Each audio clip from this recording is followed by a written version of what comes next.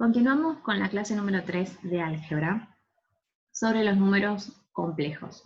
Ahora vamos a desarrollar dos temas más, que es la representación gráfica de un número complejo y el módulo de un número complejo, y vamos a estudiar algunas propiedades. Con respecto a la representación gráfica, para trabajar con números complejos resulta útil graficarlos en el plano cartesiano. Para eso dibujamos un número complejo de la forma a más bi a través de un punto de coordenadas AB. Es decir, que la abscisa del punto es la parte real del número y la ordenada del punto coincide con la parte imaginaria del punto. Vamos a ver algunos ejemplos. Acá tenemos 5 números complejos y están representados en el plano cartesiano a través de un punto. Veamos cada caso. El primer número es menos 3 más 2i, está representado con el punto menos 3, 2. ¿Por qué? Porque menos 3 es su parte real y 2 es su parte imaginaria. En el caso del número i, está representado con el punto 0, 1, porque 0 es su parte real y 1 es su parte imaginaria.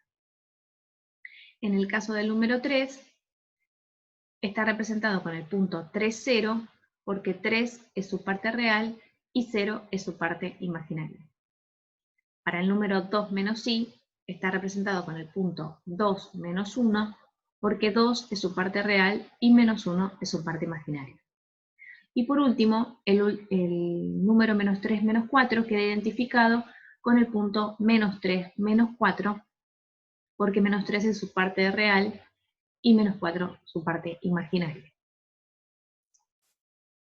Vamos a definir al módulo de un número complejo. Dado un complejo de la forma a más bi, se define el módulo de ese número como el siguiente real no negativo. El módulo de z, que vamos a utilizar la notación de las barritas verticales, igual que para un módulo de número real, es igual al módulo de a más bi, si es que está expresado de esta forma, y esto se calcula haciendo la raíz cuadrada de la parte real al cuadrado más la parte imaginaria al cuadrado. Vamos a ver algunos ejemplos. Tomamos nuevamente los números que acabamos de representar en el plano cartesiano y calculamos su módulo. En el primer caso, el módulo de menos 3 más 2i se calcula haciendo la raíz cuadrada de menos 3 al cuadrado más 2 al cuadrado, es decir, la raíz cuadrada de 9 más 4, que es raíz cuadrada de 13. En el caso de i, hacemos la raíz cuadrada de su parte real al cuadrado, que es 0, más su parte imaginaria al cuadrado, que es 1. Este cálculo me queda 1 directamente. Para el complejo 3, el módulo sería la raíz cuadrada de su parte real al cuadrado, que es 3 al cuadrado, más su parte imaginaria, que es 0 al cuadrado. En definitiva, este resultado es 3. Lo que podemos observar acá es que si el número hubiese sido menos 3, el módulo hubiese quedado también 3, porque hubiésemos hecho menos 3 al cuadrado. En este caso, la definición del módulo número complejo, si el número es real, coincide con la definición de módulo del número real, tal como la estudiamos en Elementos. Para el caso de 2 menos i, el módulo se calcula haciendo la raíz cuadrada del 2 al cuadrado más el menos 1 al cuadrado. Me quedaría raíz de 5. Y en el último caso, el módulo de menos 3 menos 4i se calcula haciendo raíz cuadrada de menos 3 al cuadrado más menos 4 al cuadrado. Me quedaría raíz cuadrada de 25, que es 5. Ahora, vamos a ver el significado del módulo en la representación gráfica. Cada uno de estos números que calculamos representa la longitud de este segmento que marcamos en rojo con línea de puntos. Es decir, que gráficamente el módulo de un número complejo representa la distancia desde ese punto en el plano al origen de coordenadas. Y este cálculo lo podemos asociar al cálculo de la hipotenusa de un triángulo rectángulo. Como es en el caso de menos 3 más 2i, yo podría pensar que esa distancia es la longitud de la hipotenusa de este triángulo, rectángulo de catetos 2 y 3. Es decir, que podría calcular el módulo de un número aplicando teorema de Pitágoras. Vamos a analizar algunas propiedades del módulo. En este caso, esas son las propiedades que aparecen en la teoría, son 6 propiedades. Si las miramos, se enuncian de forma muy parecida a las propiedades del módulo de un número real. Y es decir, que si z y w fueran reales, en realidad estas serían las propiedades del módulo de un número real. Sabemos que z y w pueden ser complejos, por lo tanto la definición dice otra cosa, en el caso de que tengan expresión con i, por lo tanto también se cumplen estas propiedades que se enuncian de la misma manera pero significan otra cosa. Vamos a demostrar la tercera propiedad del módulo. Demostraremos que siendo z y w dos números complejos, que los vamos a pensar en la forma a más bi y c más di, siempre resulta que el módulo del producto entre dos enteros es igual al producto de los módulos. Y lo vamos a demostrar en la siguiente gráfica. Para demostrar, vamos a aclarar que vamos a desarrollar ambos miembros de la igualdad por separado, usando las definiciones de módulo y de producto. Tomo el primer miembro de la igualdad, es decir, voy a desarrollar el módulo de un producto. Lo expresamos como el módulo de z y w, de z por w, y aplicamos la definición de producto de dos números complejos. Es decir, esto quedaría el módulo de este número. Ya visualizando la parte real y la parte imaginaria, podemos aplicar la definición de módulo, que es raíz cuadrada de la parte real al cuadrado más la parte imaginaria al cuadrado. Desarrollamos estos dos binomios, es decir, para el primer binomio decimos el primer término al cuadrado, menos 2 veces el primer término por el segundo término, más el segundo término al cuadrado. Y desarrollamos el segundo binomio a continuación. El primer término al cuadrado, más 2 veces el primer término por el segundo término, más el segundo término al cuadrado. Lo que podemos observar es que el término menos 2ac/bd, es opuesto al término 2ad/bc. Entonces en este caso los cancelamos. Finalmente queda la raíz cuadrada de la suma de estos 4 términos. Si quiero desarrollar un poco más, aplico la propiedad distributiva de la potencia en el producto y finalmente voy a obtener esta expresión, que la voy a llamar 1. Vamos a desarrollar el segundo miembro de la igualdad. En este caso vamos a desarrollar el producto de los módulos de z y de w. Por lo tanto, aplicando la definición de módulo, en el primer número quedaría raíz cuadrada de a al cuadrado más b al cuadrado, y en el segundo número quedaría raíz cuadrada de c al cuadrado más d al cuadrado. Ahora vamos a aplicar la propiedad para escribir un solo radical, la propiedad de la raíz. En este caso, agrupamos el producto dentro de un único radical.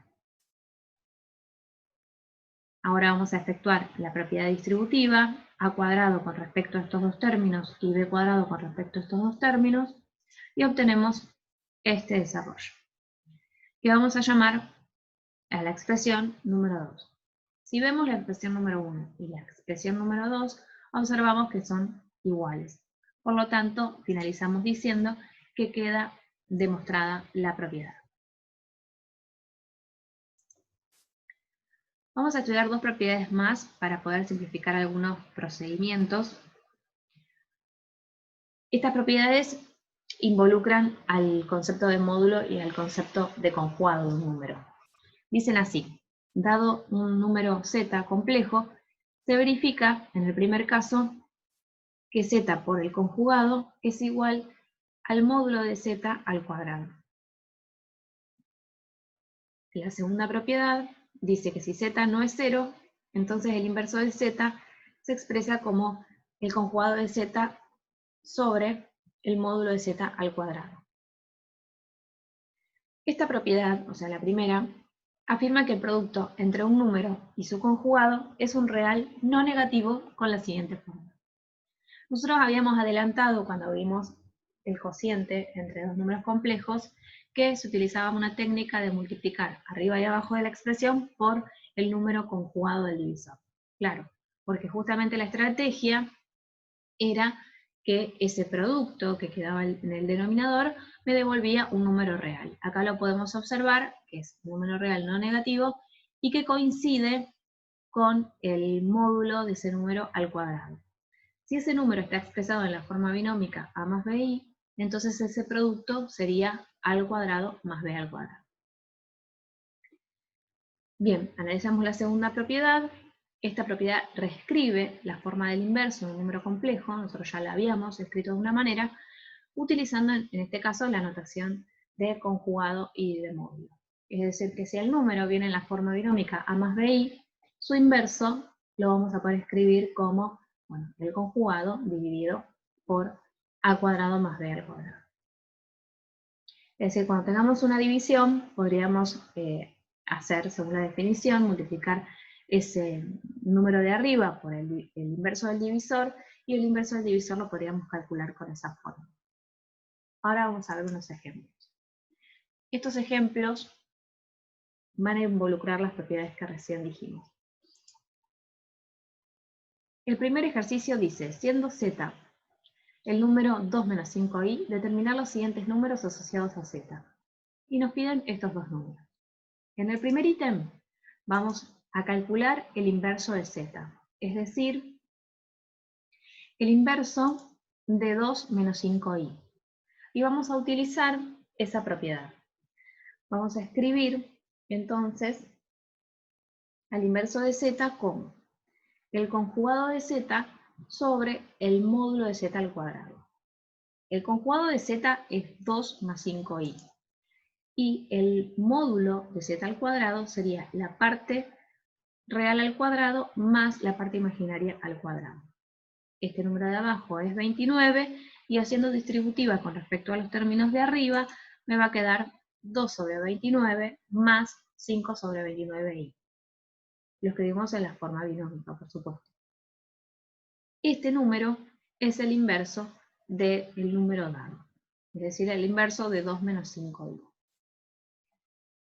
Bien, vamos al segundo ejercicio. El segundo ejercicio es una potencia. Nos pide calcular z al cuadrado.